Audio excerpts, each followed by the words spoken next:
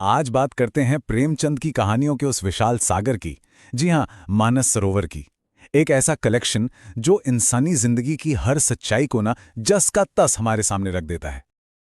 पर सोचने वाली बात तो ये है कि एक सदी पहले लिखी गई ये कहानियां आज भी इतनी असली, इतनी अपनी सी क्यों लगती हैं? तो चलिए आज इसी सवाल की तह तक चलते हैं। तो आखिर ये मानस सरोवर है क्या? देखिए, ये कोई एक कहानी नहीं है, ना ही कोई एक किताब। अरे ये तो प्रेमचंद की कहानियों का एक अनमोल खजाना है। एक ऐसी जगह जहां जिंदगी के हर पहलू को उन्होंने अपनी कलम से तराशा है। और इन कहानियों की दुनिया अरे बहुत बड़ी है। आपको इसमें गांव की सीधी सादी जिंदगी दिखेगी, तो वहीं दलितों पर होते शोषण का वो तीखा दर्द भी महसूस होगा। एक तरफ नारी के सम्मान की लड़ाई है, तो दूसरी तरफ गरीबी और गैर बराबरी की चुभन। और इन सब के बीच इंसानी जज्बात और नैतिक सच्चाइयों की वो गहरी समझ जो सिर्फ प्रेमचंद ही दे सकते थे। तो चलिए अब जरा और गहराई में उतरते हैं। शुरुआत करते हैं उन कहानियों से जो समाज के उस कड़वे सच, उस अन्याय और मुश्किलों को बेपर्दा करती हैं। जरा सोचिए, पूस की वो रात, वो ठंड जो सिर्फ चमड़ी पर नहीं बल्कि हड्डियों के अंदर तक महसूस होती है। बस यहीं से शुरू होती है हल्कू नाम के एक गरीब किसान की कहानी, पूस की रात। देखिए, हल्कू यहाँ ना एक दोहरी मार झेल रहा है। एक तरफ तो वो कड़ाके की ठंड है जिसमें उसका प्यारा कुत्ता जबरा ही उसका अकेला साथी, उसका अकेला सहारा है। और दूसरी तरफ है जमींदार का कर्ज और अपनी फसल को किसी भी कीमत पर बचाने की वो बेबसी। ये कहानी हमें बताती है कि गरीबी सिर्फ पैसों की कमी नहीं है। ये तो एक ऐसा जाल है जिससे बाहर निकलना लगभग नामुमकिन सा लगता है। लेकिन अन्याय का चेहरा हमेशा आर्थिक ही हो, ये जरूरी तो नहीं। कभी कभी ये इतना बेरहम होता है कि इंसान को सिर्फ एक बूंद साफ पानी के लिए तरसा देता है। आप जरा ठाकुर का कुआं में गंगी की कहानी को देखिए। हालत क्या है? पति बीमार है और उसे चाहिए साफ पानी। अपनी बस्ती का कुआं, उसका पानी गंदा है, पीने लायक नहीं। और जो साफ पानी वाला कुआं है वो तो ठाकुर का कुआं है, जहां दलितों का जाना सख्त मना है। तो अब क्या करे गंगी?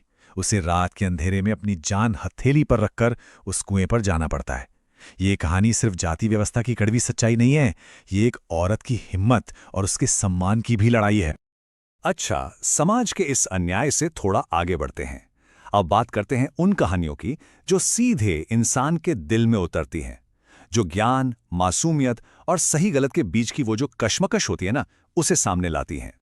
बड़े भाई साहब की कहानी याद है? जरा इन दो भाइयों के बीच का फर्क देखिए। एक तरफ हैं बड़े भाई साहब जो दिन रात बस किताबों में ही घुसे रहते हैं, पर नतीजा बार बार फेल।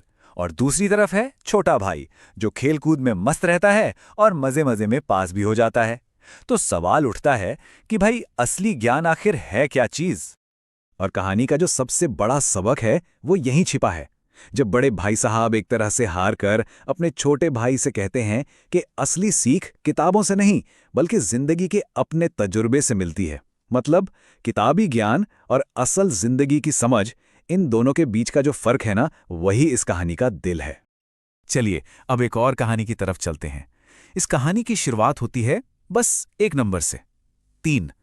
3 पैसे, बस यही है उस छोटे से हामिद की पूरी दुनिया। ईद के मेले में जाने के लिए उसकी कुल जमा पूंजी। अब मेले में सोचिए क्या हो रहा है। जहां बाकी सारे बच्चे खिलौनों, मिठाइयों, झूलों पर अपने पैसे उड़ा रहे हैं, वहीं हमारा हामिद उन 3 पैसों से क्या खरीदता है? अपनी दादी के लिए एक चिमटा। क्यों? ताकि रोटी सेकते वक्त उनकी उंगलियां ना जलें। ये ये एक बच्चे का निस्वार्थ प्यार और ऐसी समझदारी है जो सच में उम्र की मोहताज नहीं होती। और पता है, हामिद के उस छोटे से लेकिन बहुत बड़े फैसले की तरह ही मानसरोवर की लगभग हर कहानी हमें एक बड़े सवाल के साथ छोड़ जाती है। तो फिर सवाल वही है, आखिर ऐसी क्या बात है इन कहानियों में कि ये आज भी इतनी जिंदा, इतनी अमर लगती हैं? इसका एक बहुत बड़ा जवाब हमें मिलता है पंच परमेश्वर कहानी के इस एक वाक्य में। जब जुम्मन शेख और अलगू चौधरी अपनी दोस्ती को किनारे रखकर सिर्फ और सिर्फ न्याय का साथ देते हैं, तो प्रेमचंद हमें एक बहुत जरूरी बात सिखाते हैं। वो ये कि हमारी नैतिक जिम्मेदारी, हमारा कर्तव्य किसी भी निजी रिश्ते से हमेशा बड़ा होता है।